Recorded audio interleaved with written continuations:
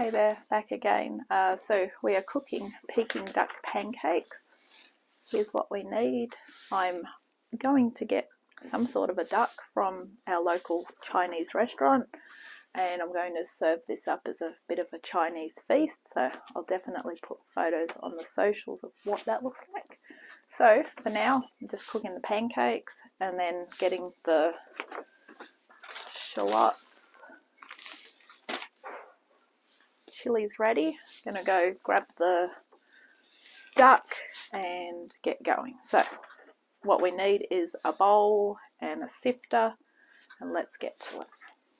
So our pancake for Peking duck pancakes is obviously different to a normal pancake like you normally would have. Try and find yourself a butter knife because it's easier to stir it in. Get your 2 cups of plain flour and sift that into that bowl.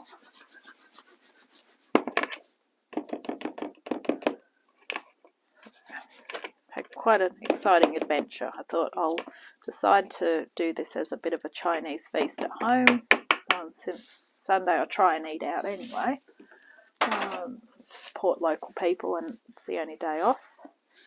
And I've been trying to order half a Chinese duck and it hasn't been easy, so I've just come to the conclusion I'm just going to order Peking duck and hopefully get them to put the sauce on the side.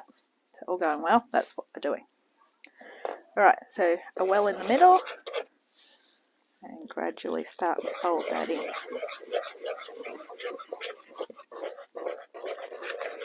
You just want this dough to come together. Beautiful.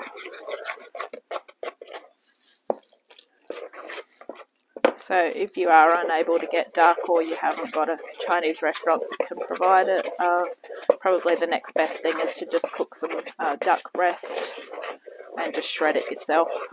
But as I say, I'm doing it this way. Alright, so once that's all incorporated in, you want to make sure you've got a nice dough. Probably really hard to see the white in the white. Alright, I'm happy enough with that because we are going to be kneading it. So next step. I'm going to put gloves on because my hands are not very good still. I'm trying to let that finger breathe, so not fun. So what we need now is we're going to put down a floured surface and we're going to turn it out and we're going to knead it for 5 to 10 minutes. Somehow I don't think we need to knead it for that long. See how we go. So pop some flour down on the surface and get ready to knead. When it looks something like that, wrap it in some cling wrap, 15 minutes, and then we're back. So grab your 3 shallots, we're going to cut them into battens and put them in a bowl, and same with our 2 chilies. Just when you cut these, make sure you put gloves on because of the seeds. 15 minutes is up. Divide it into 4, and then you want to roll it into 5mm thick and cut it into 7cm. This is 6.5, it's close enough. So we have 16 circles. Next up, grab a little dish. We want 1.5 tablespoons of sesame oil in here. We're going to brush them together. With each one, we now need to roll them so that they're slightly bigger, like that, to about 10cm. And then get ready to cook.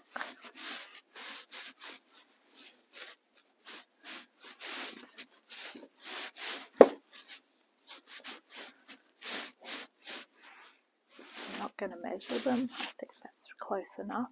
Let's get a frying pan and get these cooked. Okay, turn that on pretty hot, spray it, a little bit of sesame oil, get that really hot. So Our pancakes are two actually sandwiched together. So I'm going to try and do two.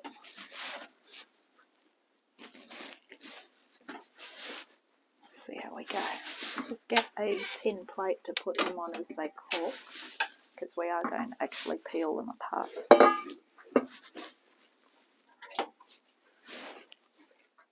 So I have flipped them. So we want them to be cooked but not brown.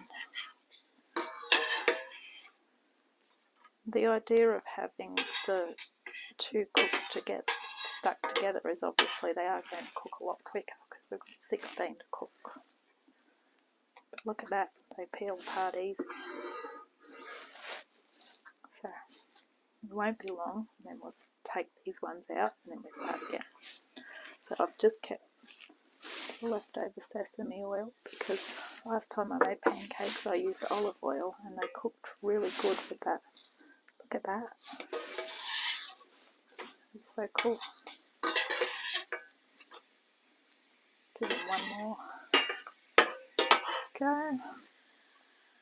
Right, I reckon I'm going to get these ones out.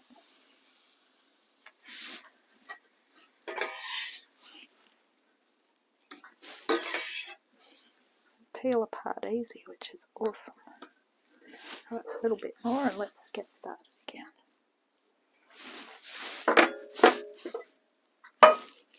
So I'm just going to put these in the oven on 100 to stay warm.